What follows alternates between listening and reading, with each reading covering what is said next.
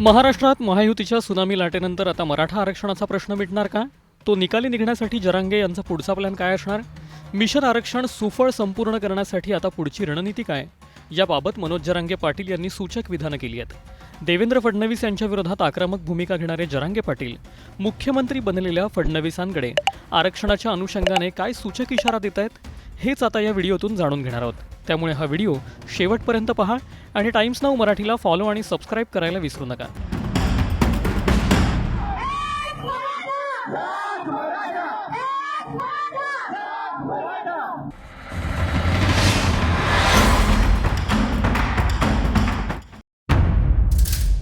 जनतेनं दिलाय आता जनतेला द्या असं म्हणत मनोज जरांगे पाटील यांनी महायुती सरकारला सूचक इशारा दिलाय.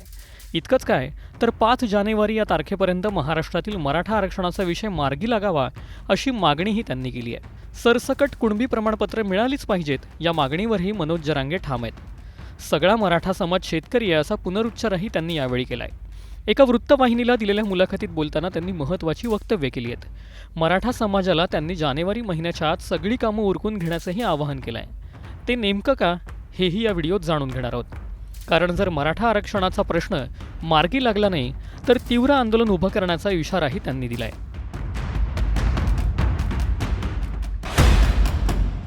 अंतरवाली सराटीतून सामूहिक आमरण उपोषण सुरू करणार असल्याचंही मनोज जरांगे पाटील यांनी म्हटलंय. देवेंद्र फडणवीस यांच्या विरोधात टोकाची टीका करणाऱ्या मनोज जरांगे पाटील यांनी सरकारला उद्देशून आणि देवेंद्र फडणवीस यांचं नाव घेऊन आता काही महत्त्वाची वक्तव्य केली आहेत. त्यातीलच टॉप 5 वक्तव्य काय आहेत त्यावर आता थेट नजर टाकूयात. मनोज जरांगे पाटील यांनी म्हटलं आहे की कोणी पडला काय आणि कोणी आला काय याच्याशी आम्हाला काय देणं घेणं आहे. 5 जानेवारीपर्यंत महाराष्ट्राच्या आरक्षणाचा विषय मार्गी लावा, नाहीतर आम्ही सामूहिक आमरण उपोषण सुरू करणार आहोत.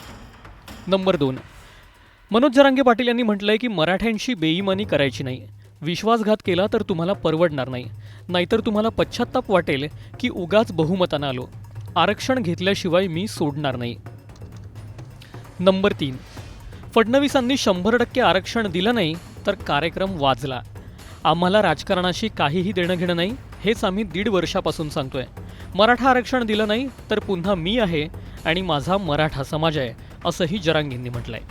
नंबर 4, 60% ओबीसी, SC ST 20%, 12-13% मुस्लिम, ब्राह्मण 3.5%, 2.5% मारवाडी जैन आणि इत्यादी. मग मराठा कुठे आहेत? आम्ही ओबीसीतच आहोत असं जरांगेंनी म्हटलंय. मराठा समाज किती गरजेचा आहे पक्षाला हे फडणवीसांनी लक्षात ठेवावं. मराठा पुन्हा पुन्हा जिंकायचा असला तर मराठ्यांचे प्रश्न मार्गी काढावेत असंही जरांगेंनी ठासून सांगितलंय. नंबर 5, जानेवारीच्या आत सगळी कामं उरकून घ्या शेतातली. आपल्याला अंतरवालीला उपोषणाला जायचं आहे, इथेच राहायचं आहे आणि इथेच जेवायचं आहे. महाप्रचंड बहुमत मिळाल्यानंतर जरांगेंनी महायुतीचं अभिनंदनही केलं होतं. पण ते करतानाच त्यांनी मराठा आरक्षणाची आठवणही करून दिली होती. आता नवं सरकार मराठा आरक्षणाचा प्रश्न नेमका कसा सोडवतं? जरांगेंना आरक्षणासाठी पुन्हा आंदोलन करण्याची खरंच वेळ येणार का? आणि देवेंद्र फडणवीस आणि जरांगे यांच्यातील कटुता कायमची मिटणार का? तुम्हाला काय वाटतं? कमेंट करून नक्की सांगा.